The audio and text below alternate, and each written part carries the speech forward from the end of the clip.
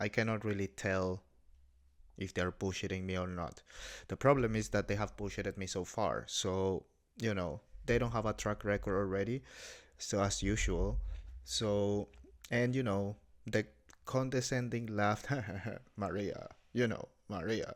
If, like, dude, you used to make fun of this kind of people, Dan. Oh, you just told the truth. How dare you? Laugh nervously. I can't believe he told the truth. We were supposed to bullshit everybody. Oh my god. What are you doing? What are you doing, huh? Are you crazy telling people the truth? Hello and welcome back, gringos y gringas, beaners and beanerettes, to El Racist Latino. And I am your host, Rafa, and thank you for joining me again for the second episode. And we are now gonna watch along on the second part of the Kash Patel and Dan Bongino interview with Fox News and Maria Bartiromos, to be exact. So let's move that stuff here, and then let's get right to it. I want to get to a few specifics, and I know you can't talk about any active investigation, so and our viewers understand that. But how come we don't have more information on the assassination? You cannot use that excuse. So if you're gonna bullshit me, you're gonna find something else. Assassination attempts on President This girl, man, right from the start, she's so cool. Trump. There's two reasons. What did she ask? I'm Attempts sorry. on President Trump. How come we don't have more information on the assassination attempts on President Trump? There's two reasons, two open, ongoing prosecutions. So two of the investigations are obviously closed because the individuals are dead. But there's two live prosecutions.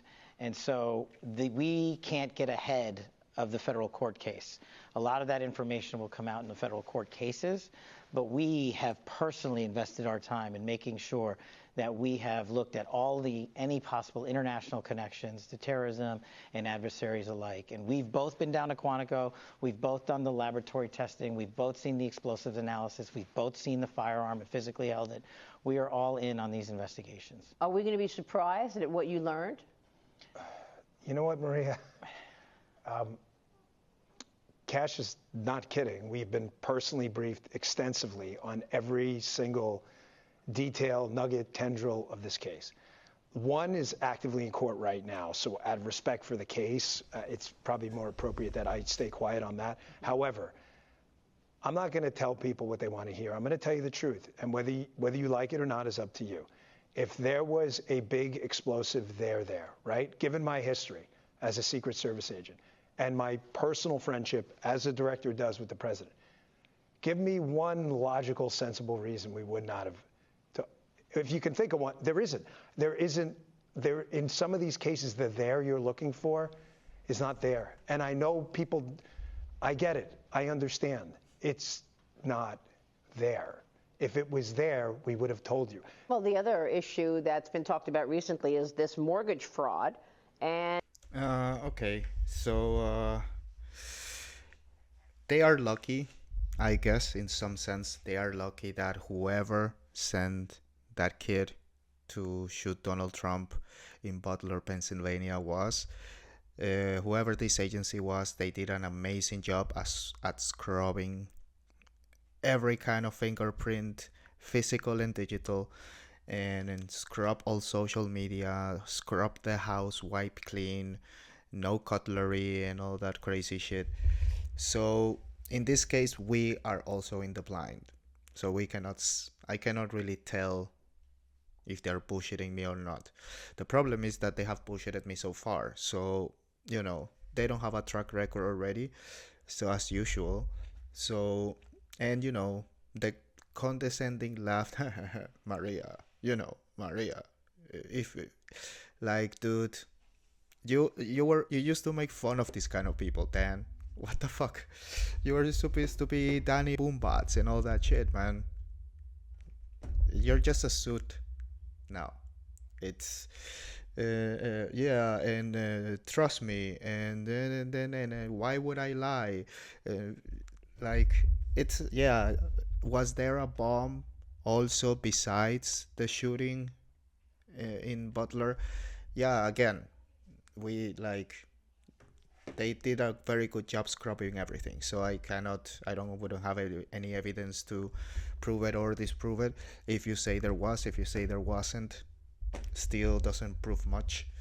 And again, there's just scrubbing the thinnest layer of the surface regarding questions about this incident.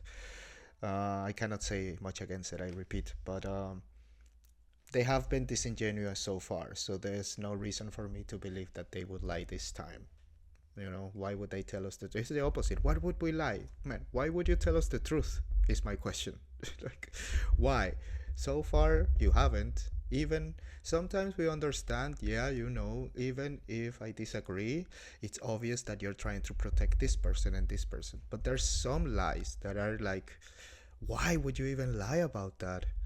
Shouldn't you take those kind of opportunities to fucking tell the truth and win some trust points? I don't know. And the FBI opening a formal case against Letitia James. So again, ongoing cases, and we take our ongoing investigations very seriously because we don't want to do what our predecessors did, which is talk about them ad infinitum in the public and then nothing happens. This case, I can tell you, is being handled by our professional pros who are subject matter experts reporting directly to headquarters, which reports to Dan and I. This case along with others, because it is a case of great public importance. And unlike other leaders who previously sat in these seats, we don't prejudge any case. We don't care what party elected you to what. It doesn't matter to us. It's irrelevant. If you broke the law, we are going to find out and we are going to investigate you. And then we are going to discuss that matter with the Department of Justice. And this is one of the things that, if your viewers take away nothing else from this interview, the FBI does not make prosecutorial decisions. You asked in the beginning how the FBI was weaponized. Well, the FBI hijacked the constitutional responsibility of the Department of Justice and the Attorney General, and James Comey and others specifically decided what cases to prosecute and not prosecute. Don't believe me? Go to the videotape in the Hillary Clinton investigation. We don't decide prosecutions, and neither does any agent or intel analyst. We have great partners under General Bondi. We work with them and discuss the matter with them, but the prosecutorial decision is with them. So is there a directive now to focus on fighting real crime, look at illegal migration, look at the sex trafficking and scale? It feels like a recipe. I don't even have to speak about Letitia James.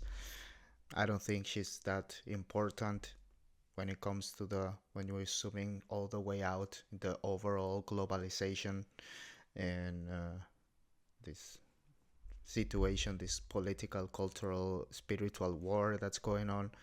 So I'm not even gonna talk about that. But on the other hand, it seems all the answers, they seem like a recipe. They seem to be a lot of trust me. If you don't trust me, I don't care. Go check for yourself, or blah blah blah. I have seen the documents, I promise. And a lot of soon delaying, and then kind of trying to explain to us why would they lie.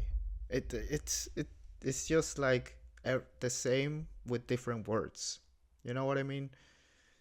Like a reggaeton song.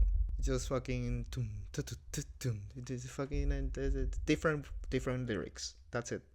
Back on the white collar business type crime? I don't want to say that we were going to quote unquote scale back. What we do is we look at the intelligence and we rely on our 36,000 employees to say, this is where stuff's going wrong. But right now, the reality of where stuff's going wrong more than counterterrorism, which is my wheelhouse and my background, is the narcotics industry and the sex trafficking industry. So there's more and more resources put on that and on the removal proceedings, which we're working with our partners at DHS on. That's just the reality today. But that's not to say we're forgetting about white-collar crime and counterterrorism. That's what you said. You said if you're hurting a child, taking away a child's innocence, we're coming for you. Yeah, with that knock at the door, it's on Amazon. That's going to be us. This is a huge job. And Maria, not only does it destroy innocence, I said to everyone in the room, say week 2 or 3, when Kash and I put Restoring Justice together to go get these mutts off the street, these kiddie pornographers and these animals, right? I said to everyone in the room, I said, you know why it's going to matter to America? because everyone in the room is a child or a parent, right? There's no immaculate conceptions here, right? I love Jesus, but there's no one in the room, right? I said, this matters. And not only that, it creates generational crime, because abused kids then become abusers in a lot of these cases. I said, we have a chance right now. I said, we got to go make their lives painful, these bad guys. And we went and we locked up in a month, what, 400? We saved 115 kids. And you haven't even seen the beginning, because those 400, a lot of them are talking. And when you log on to that network next, you have no idea. Okay, so I guess I answered my own question from the previous video.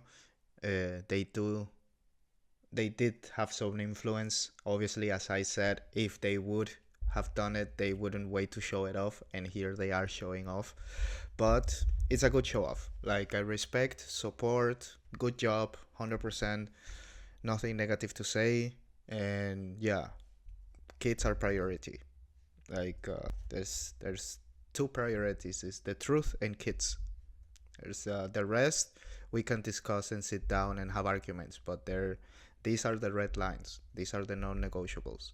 Is we get told the truth, and children are out. They don't play. They are not playing. They don't have tickets. They are not coming in the show. They decide if they want to buy tickets when they're old enough. Right now, they're banned from access. So yeah, this is great news. Amazing. Idea we're doing. You think you're safe in your dark web? I promise you are absolutely not safe. You have no idea what we can do. Are you seeing an increase in the number of potential agents wanting to come in and work with you? Look, the FBI is 38,000 when we're fully manned, which we're not. In the National Capital Region, in the 50-mile radius around Washington, D.C., there were 11,000 FBI employees. That's like a third of the workforce. A third of the crime doesn't happen here. So we're taking 1,500 of those folks and moving them out. Every state's getting a plus up.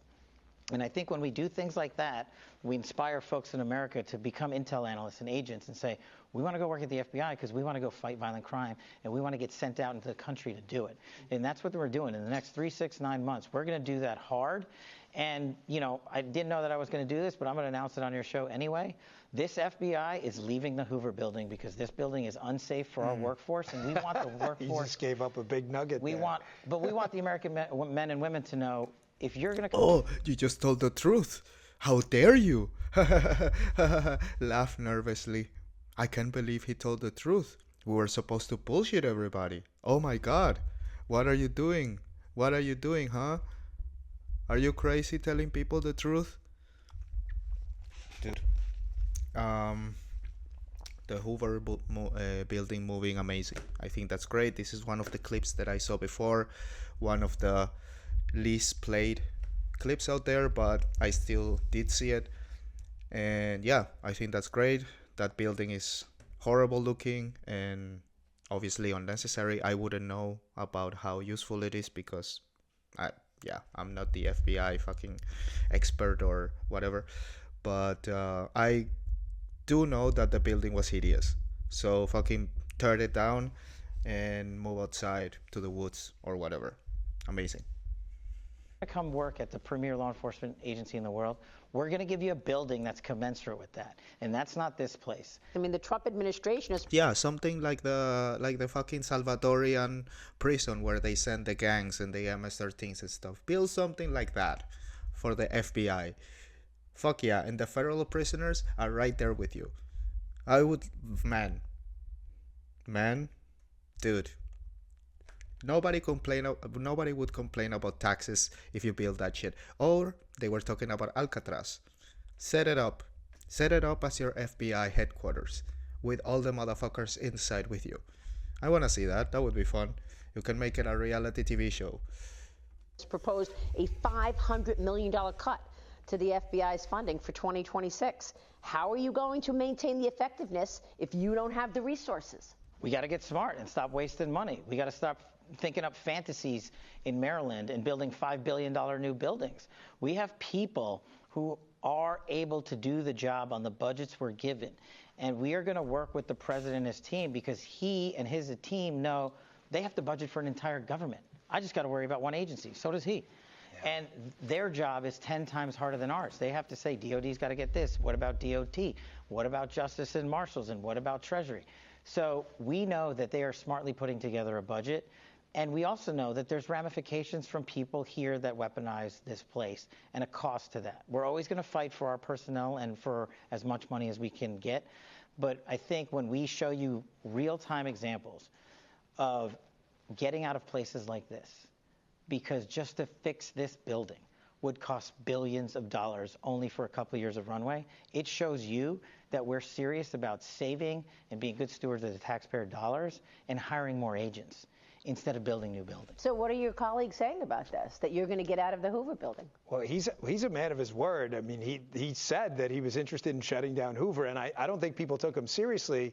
And it's been 2 months, and I think it's good that he broke it on your show, because me and him were on the tour yesterday of an alternate facility where the building we're looking at, and everyone was taking pictures, and they knew something was up because me and him were there. So that's good you guys got it first. But Kash could have made a pretty easy decision, which is go up to Congress and say, hey, you know what? We're going to go back and ask for this $1 billion new facility. And you know what he said? He said, go find us a place already up and running. We can go in. Well, it's going to need some upgrades, you know, skiffs where we can talk, safes, that kind of thing. Obviously, some security upgrades in the front. We are saving the taxpayer a fortune. So are you going to move 1,000 employees from Washington to field offices across the country? 1,500. 1,500. We are. We are already launched that plan, and we've looked at. They're going to Alabama? Well, so Redstone Arsenal is one of the crown jewels of the FBI, and it's on a military campus of 38,000 acres in Huntsville, Alabama. And the FBI built 5 new buildings there. Okay, so I guess they're not going to Alcatraz. That's a shame. I guess Dan was pissed.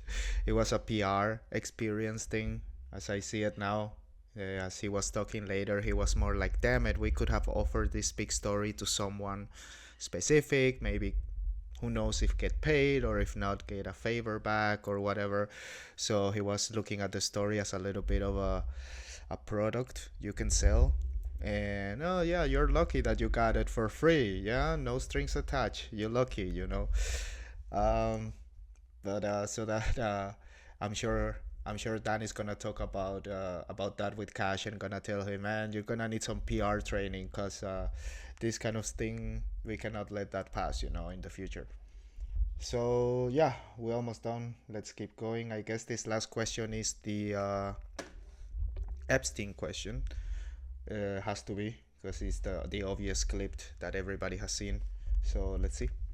5 new buildings there, and a kinetic cyber training facility, a long-range facility, our terrorism explosive device centers there.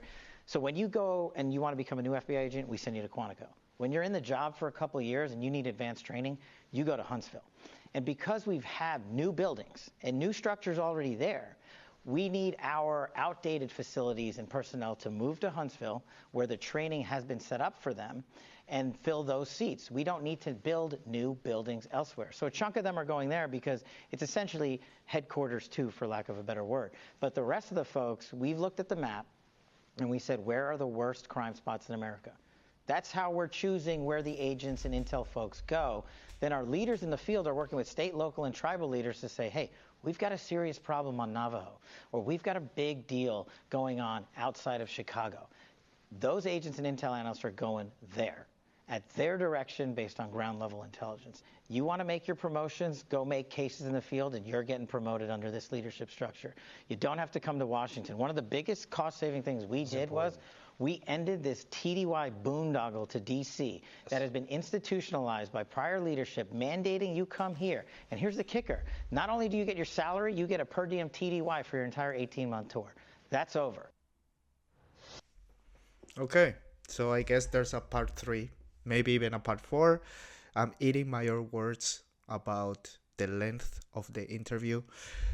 So I apologize for prejudging the length of the interview. But of course, I meant everything else I said. So far, it's been a disgrace. It's been just like a fake update that they probably had too much pressure about, like from people to speak about what was going on.